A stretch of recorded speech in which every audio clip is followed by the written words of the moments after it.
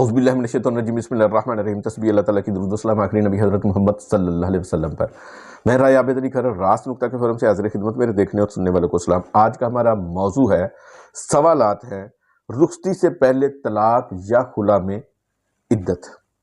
اگر رخصتی سے پہلے عورت کو طلاق ہو جائے یا وہ خود خلا لے لے تو پھر عدت کی مدت کتنی ہوگی؟ اگر رخصتی سے پہلے بیوی کا خامند وفات پا جائے تو پھر اس کی عدت کتنی ہوگی اور حق مہر کتنا ہوگا؟ رخصتی سے پہلے طلاق کی صورت میں اگر عدت نہیں ہے تو پھر عورت کو 90 دن کیوں انتظار کرنا پڑتا ہے؟ آتے ہیں موضوع کی طرف۔ رخصتی سے پہلے طلاق کی صورت میں، خلا کی صورت میں خامند کی وفات کی وجہ سے عدت پر بات کرنے سے پہلے ہم دیکھتے ہیں کہ عدت کا مطلب کیا ہے۔ کچھ لوگ عدت بولتے ہیں اور کچھ لوگ عدہ بولتے ہیں۔ دونوں عربی زبان کے لفظ ہیں جن کا مطلب ہے انتظار کی مدت۔ انگریزی میں اس کو ویٹنگ پیریڈ کہتے ہیں۔ اگر کسی عورت کا خامند فوت ہو جائے، اس کو طلاق ہو جائے یا وہ خود خلا حاصل کر لے تو اس کو کچھ وقت جو شریعت نے دیا ہوا ہے وہ گزارنا ہوتا ہے تاکہ پتہ چل سکے کہ اس کے ہاں کوئی بچہ وغیرہ تو پیدا ہونے والا نہیں ہے، اور اگر بچہ وغیرہ پیدا ہونے والا ہے تو پتہ چل سکے، کلیئر کیا جا سکے یہ پہلے خامند سے ہے یا دوسرے خامند سے۔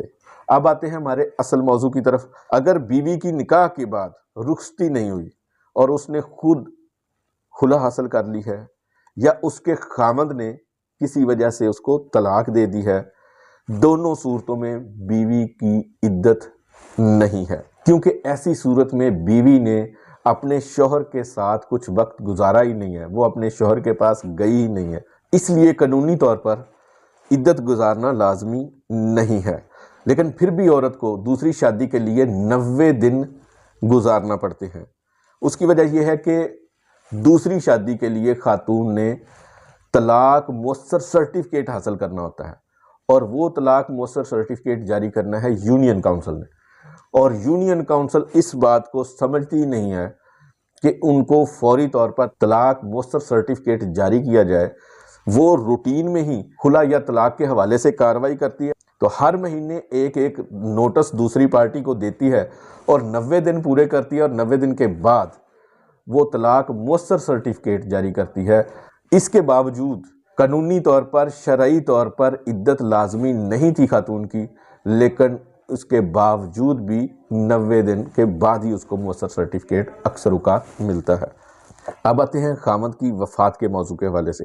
اگر بیوی کا خامند فوت ہو جائے، چاہے بیوی کی رخصتی ہوئی ہو یا نہ ہوئی ہو، چاہے اس نے اپنے خامند کے ساتھ ایک لمحہ بھی نہ گزارا ہو، تو اس کو عدت گزارنا ہوگی، پوری عدت گزارنا ہوگی۔ خامند کی وفات کی صورت میں نکاح کے بعد اگر بیوی کی رخصتی نہیں ہوئی تب بھی عدت گزارنا لازمی ہے۔ ایسی صورت میں وراثت میں بھی بیوی حقدار ہوتی ہے اور پورے حق مہر کی حقدار ہوتی ہے۔ راست نکتہ یہ ہے کہ اگر رخصتی سے پہلے خلا یا طلاق ہو جائے تو پھر بیوی کی عدت نہیں ہوتی، لیکن اگر شوہر فوت ہو جائے تو اس کو پوری عدت گزارنا ہوتی ہے۔ امید ہے اس معلوماتی ویڈیو سے آپ کے علم میں اضافہ ہوگا۔